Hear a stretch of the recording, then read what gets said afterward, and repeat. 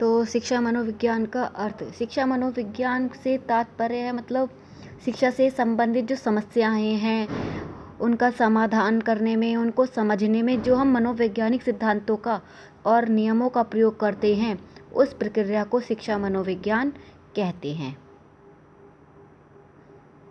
ये तो है हमारी जो सामान्य डेफिनेशन कि शिक्षा मनोविज्ञान किसे कहते हैं।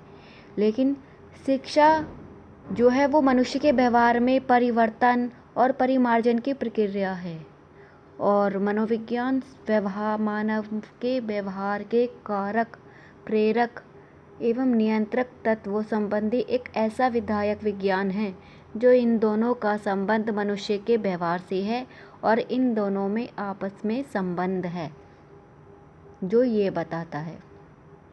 अर्थात मनुष्य की शिक्षा के क्षेत्र में मनुष्य के व्यवहार के कारक, प्रेरक एवं नियंत्रक तत्वों एवं उनसे संबंधित सिद्धांतों एवं नियमों के अध्ययन एवं शिक्षा के क्षेत्र में उनके प्रयोग से मनोविज्ञान की एक नई शाखा का जन्म हुआ जिसे शिक्षा मनोविज्ञान कहते हैं। सामान्यतः शिक्षा मनोविज्ञान मनोविज्ञान की ही एक शाखा है। यह एप्लाइड साइकोलॉजी है। इसका क्षेत्र केवल मनुष्य की शिक्षा संबंधी समस्याओं तक सीमित है। मनोविज्ञान की इस शाखा के विकास का भी अपना एक इतिहास है, इस पर हम थोड़ा सा प्रकाश डालेंगे। तो हमारे देश यानी कि भारत में वैदिक काल 2500 से 500 ईस्वी पूर्व के शिक्षक अनेक मनोवैज्ञानिक तथ्यों से परिचित थे और वे उनका प्रयोग अपने शिष्यों की शिक्षा में करते थे। उसके बाद भी इस प्रकार का चिंतन एवं प्रयोग चलता रहा। 19वीं शताब्दी के अंतिम चरण से पहले मनोविज्ञान का स्वतंत्र अस्तित्व नहीं था। इस प्रकार का चिंतन दर्शन का एक अंग मात्र था। दूसरी बात यह है कि तब तक इसका स्वरूप वैज्ञानिक नहीं था और तीसरी बात यह थी कि जब तक इस सब ज्ञान को मनुष्य की शिक्षा में प्रयोग का कोई विधिवत अध्ययन शुरू नहीं हुआ था उस 19वीं शताब्दी के अंतिम चरण में, ना तो इसका कोई वैज्ञानिक रूप था, ना ही कोई इसका स्वतंत्र अस्तित्व था। यह केवल एक चिंतन दर्शन का ही अंग मात्र था। इसका कोई विधिवत अध्ययन नहीं किया गया था। यह कार्य केवल पाश्चात्य विद्वानों द्वारा किया गया जिसे आज हम शिक्षा मनोविज्ञान के रूप में जानते हैं। पाश्चात्य देशों में भी मनुष्य की शिक्षा में मनोवैज्ञानिक तथ्यों का प्रयोग तो बहुत पहले से होता आ रहा था, परंतु उसे वैज्ञानिक आधुनिक युग में ही प्रदान किया गया। यूनानी दार्शनिक प्लूटो पाश्चात्य जगत के पहले व्यक्ति हैं जिन्होंने मनुष्य को शिक्षा का विधान और उसकी बौद्धिक क्षमताएं और अभिक्षमता के आधार पर करना शुरू किया था। उनके शिष्य अरस्तु ने इस कार्य को आगे बढ़ाया।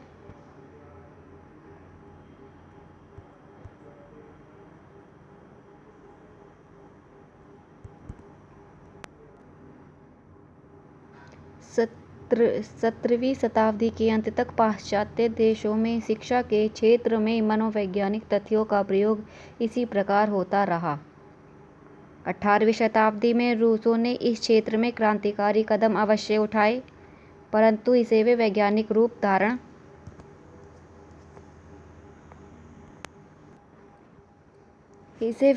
रूप नहीं दे पाए। रूसों ने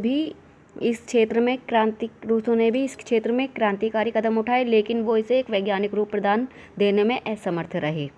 उनके समय तक भी मनोविज्ञान दर्शन का ही एक अंग मात्र रहा, वैज्ञानिक नहीं था। शिक्षा के प्रयोग में भी इसका प्रयोग विधिवत अध्ययन के रूप में भी शुरू नहीं हुआ था।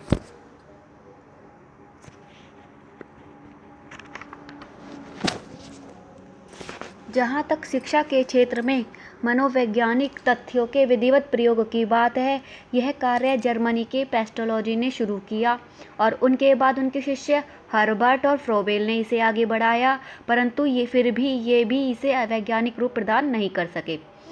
मनोविज्ञान को दर्शन से अलग करके उसके स्वतंत्र रूप से अध्ययन करने की शुरुआत भी अमेरिका के विलियम जेम्स ने की। उन्होंने 1880 में अपनी पुस्तक प्रिंसिपल्स ऑफ साइकोलॉजी प्रकाशित की। इस पुस्तक में उन्होंने मनोविज्ञान को एक स्वतंत्र अनुशासन के रूप में प्रस्तुत किया और साथ ही मनोवैज्ञानिक तथ्यों, सिद्धांतों और नियमों को मनुष्य की शिक्षा में प्रयोग करने पर बल दिया। अपने सही अर्थों में मनोविज्ञान और शिक्षा मनोविज्ञान की शुरुआत विलियम जेम्स ने की। विलियम जेम्स कहाँ के निवासी थे? अमेरिका के। उसी समय गाल्टन ने संबंधवाद पर अपना मत प्रस्तुत किया। इस सबसे शिक्षा के क्षेत्र में मनोविज्ञान का विधिवत प्रयोग शुरू हुआ। 1890 में फ्रांस की मनोवैज्ञानिक एल्फ्रेड बिने ने बुद्धि पर परीक्षण किए और 1905 में उन्होंने बुद्धि मापन की विधि का विकास किया। उसी समय मनोवैज्ञानिक थॉर्नडाइक ने अपने प्रयोगों के आधार पर सीखने के सिद्धांत एवं नियमों का प्रतिपादन किया। मनोवैज्ञानिक थॉर्नडाइक ने सीखने के सिद्धांत और नियमों का प्रतिपादन किया। यहाँ से शिक्षा मनोविज्ञान ने और भी अधिक व्यवस्थित रूप धारण करना शुरू कर दिया। इसके बाद तो अनेक मनोवैज्ञानिकों ने इस क्षेत्र में कार्य करना शुरू किया, जिनमें गेस्टाल्ट मनोवैज्ञानिक वर्दीमर, कोहलर एवं कॉफका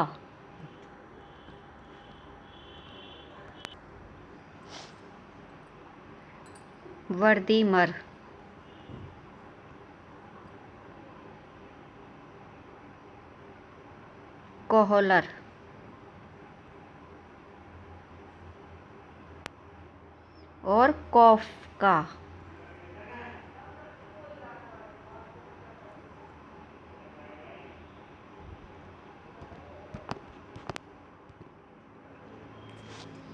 और मनोविश्लेषणवादी फ्रायड के नाम भी उल्लेखनीय हैं।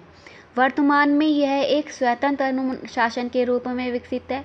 इसका अपना अध्ययन क्षेत्र है, अपनी अध्ययन विधियां हैं, अपनी शोध प्रणालियां हैं। इतना ही नहीं, अभी तो इसके क्षेत्र में निरंतर शोध कार्य हो रहा है और उनके परिणाम स्वरूप इसमें निरंतर विकास हो रहा है। अब है हमारा दूसरा पॉइंट, परिभाषा।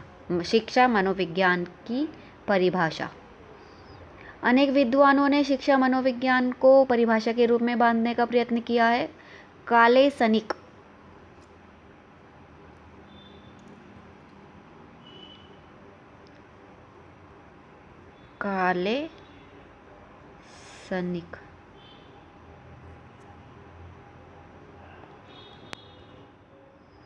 के अनुसार शिक्षा मनोविज्ञान शिक्षा के क्षेत्र में मनोविज्ञान की खोजों और सिद्धांतों का प्रयोग है। क्या कहा उन्होंने? शिक्षा मनोविज्ञान शिक्षा के क्षेत्र में मनोविज्ञान की खोजों और सिद्धांतों का प्रयोग है। Educational psychology is the application of the finding and the theories of psychology in the field of education। परंतु वास्तविकता यह है कि मनुष्य की शिक्षा में मनोविज्ञान की सभी खोजों, सिद्धांतों और नियमों का प्रयोग नहीं किया जाता। केवल मनुष्य की अभिवृद्धि, विकास एवं व्यवहार से संबंधित खोजों, सिद्धांतों और नियमों का प्रयोग किया जाता है। इस संबंध में स्किनर ने अपने अनुसार परिभाषा दी है। शिक्षा मनोविज्ञान शैक्षिक परिस्थितियों में मनोविज्ञान की उन खोजों का प्रयोग करता है जो मुख्य रूप से मनुष्य के अनुभव और व्यवहार से संबंधित होती हैं। Educational psychology utilises those findings that deals especially with the experiences and behavior of human beings in educational situation। तो ये थी स्किनर के अनुसार शिक्षा मनोविज्ञान शैक्षिक परिस्थितियों में मनोविज्ञान की उन खोजों का प्रयोग करता है जो मुख्य रूप से मनुष्य के अनुभव और व्यवहार से संबंधित होती हैं। अब है क्रो एंड क्रो के अनुसार शिक्षा मनोविज्ञान जन्म से लेकर वृद्धावस्था तक व्यक्ति के सीखने के अनुभवों का वर्णन तथा व्याख्या प्रस्तुत करता है। Educational psychology describes and explains the learning experiences of an individual from birth to old age. अब है ट्रो के अनुसार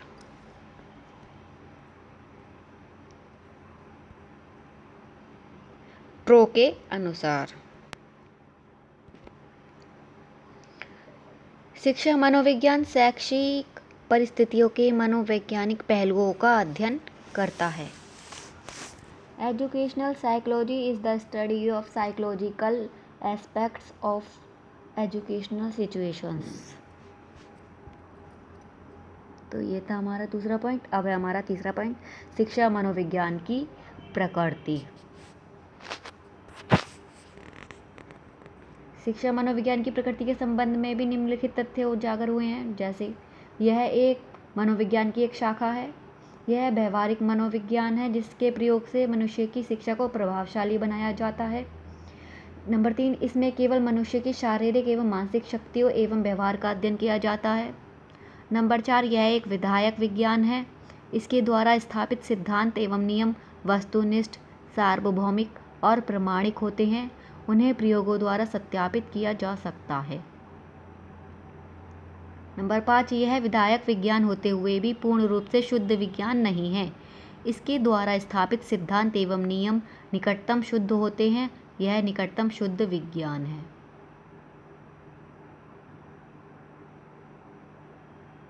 नंबर 6, इसके द्वारा मनुष्य के व्यवहार को समझा जाता है, उसके व्यवहार को नियंत्रित किया जाता है एवं उसे वांछित दिशा दी जाती है और उनके व्यवहार के बारे में भविष्यवाणी की जाती है। नंबर 7, इसमें मनुष्य के व्यवहार के जन्मजात एवं पर्यावरणीय दोनों प्रकार के कारक, प्रेरक और नियंत्रक तत्वों का अध्ययन किया जाता है। अब है हमारा शिक्षा मनोविज्ञान का क्षेत्र।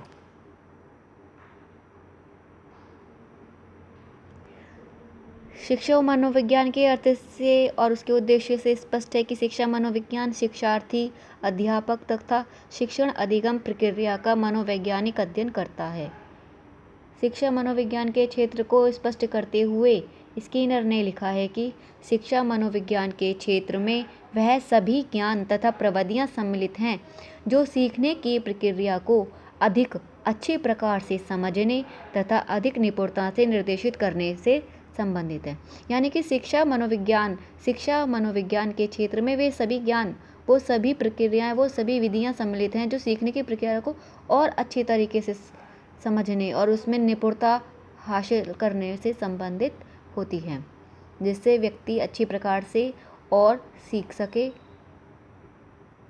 और उसमें निपुणता हासिल कर सके। इसके क्षेत्र निम्नलिखित हैं। नंबर 1, वंशानुक्रम, विकास, व्यक्तिगत भिन्नता, विशिष्ट बालक, अधिगम प्रक्रिया, पाठ्यक्रम निर्माण, मानसिक स्वास्थ्य, शिक्षण विधियाँ, निर्देशन व परामर्श, अनुसंधान।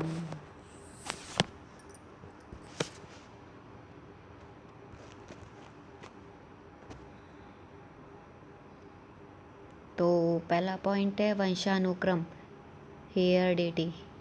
वंशानुक्रम व्यक्ति की जन्मजात योग्यताओं से संबंधित होता है। किसी व्यक्ति के वंशानुक्रम में वे समस्त शारीरिक, मानसिक तथा अन्य विशेषताएं आ जाती हैं जिन्हें वह अपने माता पिता या अन्य पूर्वजों से प्राप्त करता है। मनोवैज्ञानिकों ने सिद्ध कर दिया कि बालक के विकास के प्रत्येक पक्ष पर उसके वंशानुक्रम का प्रभाव पड़ता है। यानी बालक का जो विकास है उसके प्रत्येक स्तर पर, प्रत्येक पक्ष पर उसके वंशानुक्रम का प्रभाव जरूर पड़ता है। शारीरिक संरचना, मूल प्रवृत्तियाँ, मानसिक योग्यता, व्यावसायिक क्षमता आदि पर व्यक्ति के वंशानुक्रम का प्रभाव स्पष्ट रूप से दिखाई देता है। शैक्षिक विकास की दृष्टि से वंशानुक्रम का अध्ययन करना अत्यधिक महत्वपूर्ण है।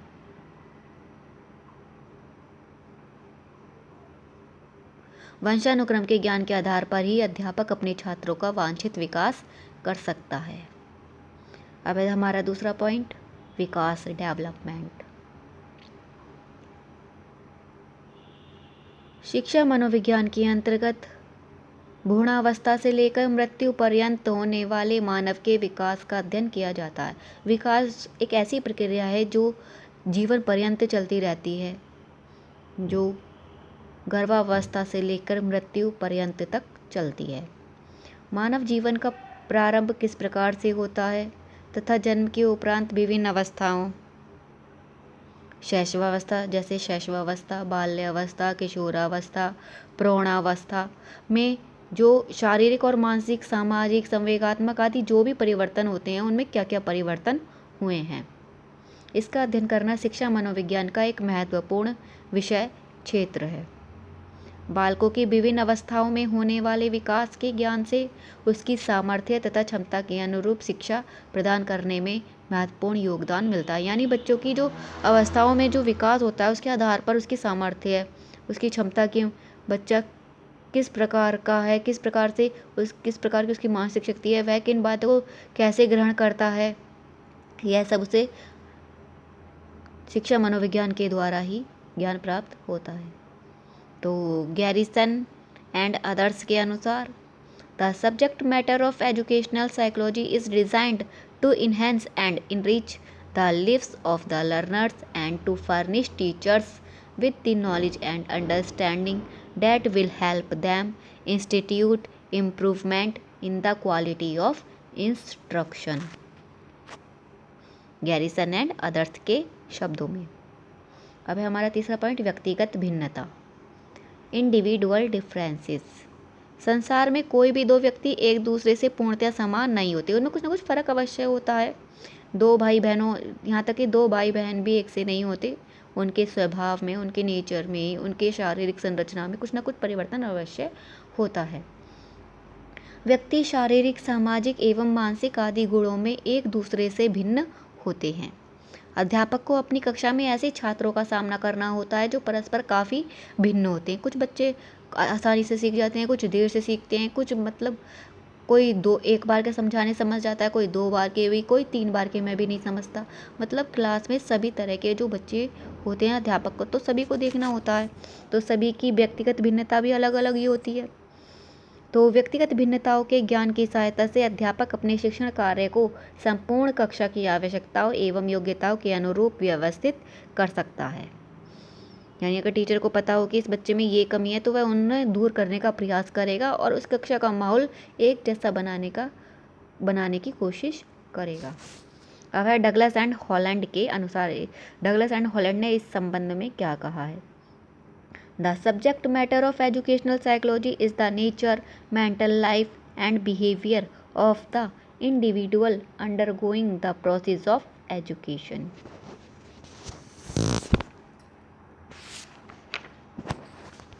अब है विशिष्ट बालक, हमारा 4th पॉइंट, विशिष्ट बालक। शिक्षा मनोविज्ञान विशिष्ट बालकों के लिए विशेष प्रकार की शिक्षा व्यवस्था का आग्रह करता है। वास्तव में तीव्र बुद्धि या मंद बुद्धि बालक या गूंगे, बहरे, अंधे बालक सभी बालकों के द्वारा सामान्य शिक्षा का उचित लाभ उठाने की कल्पना करना त्रुटिपूर्ण होगा। ऐसे बालकों के लिए इनकी विशिष्ट आवश्यकताओं के अनुरूप शिक्षा व्यवस्था का आयोजन करना होता है। शिक्षा मनोविज्ञान इस कार्य में महत्वपूर्ण योगदान करता है। अब हमारा 5th पॉइंट, अधिगम प्रक्रिया। अधिगम शिक्षा प्रक्रिया का आधार है। सीखने के अभाव में शिक्षा की कल्पना भी नहीं की जा सकती। शिक्षा मनोविज्ञान सीखने के नियमों, सिद्धांतों तथा विधियों का ज्ञान प्रदान करता है। प्रभावशाली शिक्षण के लिए यह आवश्यक है कि अध्यापक सीखने की प्रकृति, सिद्धांत, विधियों के ज्ञान के साथ साथ सीखने में आने वाली कठिनाइयों को समझे और उन्हें दूर करने के उपायों से भी भलीभांति परिचित हो। सीखने का स्थानांतरण कैसे होता है तथा शैक्षिक दृष्टि से इसका क्या महत्व है, यह जानना भी अध्यापक के लिए अत्यंत उपयोगी होता है। इन सभी प्रकरणों की चर्चा शिक्षा मनोविज्ञान करता है। क्रो एंड क्रो के अनुसार the subject matter of educational psychology is concerned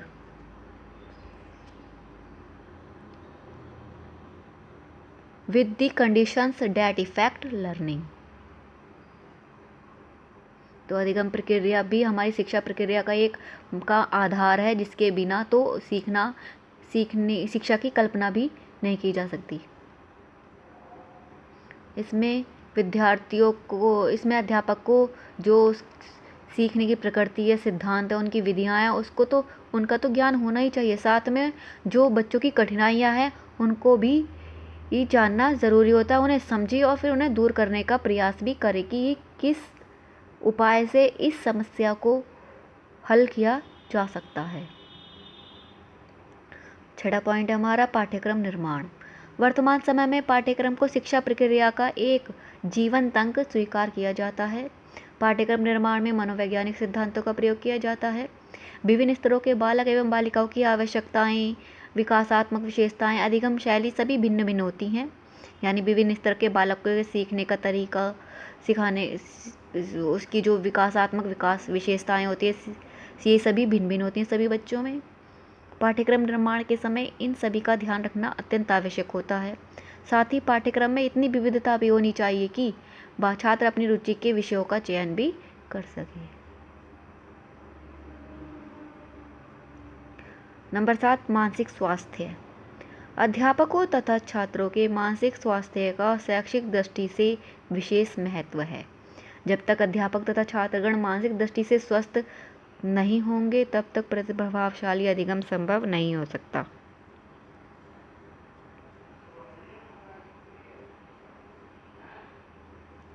मनोवैज्ञानिक मानसिक स्वास्थ्य को प्रभावित करने वाले कारकों का ज्ञान प्रदान करती है तथा को समायोजन से बचने के उपायों को खोजता है। साथ ही अध्यापक को मानसिक स्वास्थ्य के साथ साथ स्वयं के तथा अपने विद्यार्थियों के शारीरिक स्वास्थ्य की ओर भी ध्यान देना चाहिए, क्योंकि कहा गया है a sound mind rest in a sound body. ऐसी शिक्षण विधियों के बारे में लिख देंगे, निर्देशन के बारे में लिख देंगे, हमारा पॉइंट बना के परामर्श और अनुसंधान